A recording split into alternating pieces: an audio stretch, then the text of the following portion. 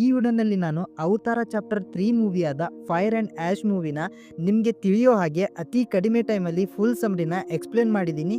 So ಬನ್ನಿ ನಾವಿವಾಗ ಜಾಸ್ತಿ ಟೈಮ್ನ ವೇಸ್ಟ್ ಮಾಡದೆ ಸ್ಟೋರಿ ಕಡೆ ಹೋಗೋಣ.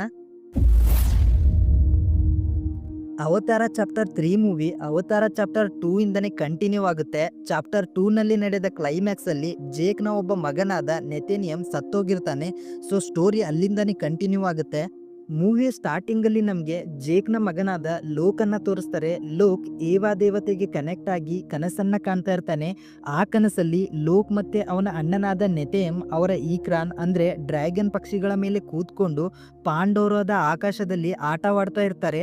ಆಮೇಲೆ ಒಂದು ಜಾಗದಲ್ಲಿ ಬಂದು ಲ್ಯಾಂಡ್ ಆಗ್ತಾರೆ. ಆಗ ನೆಥೇಮ್ ಲೋಕ್ಗೆ ಕೇಳ್ತಾನೆ, ನಾನು ಹೇಗೆ ಸತ್ತೆ ಅಂತ.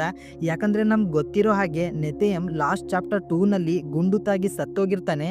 ಆಗ ಲೋಕ್ ಪೂರ್ತಿ ಕಥೆಯನ್ನ ಅವನಿಗೆ ಹೇಳ್ತಾನೆ. ಮತ್ತೆ ನಿನ್ನ ಸಾವು ನನ್ನಿಂದನೇ ಆಗಿದೆ ಅಂತ ಲೋಕ್ ತನ್ನನ್ನು ತಾನು ದೋಷಿ ಅಂತ ಅನ್ಕೊಂತ ಇರ್ತಾನೆ.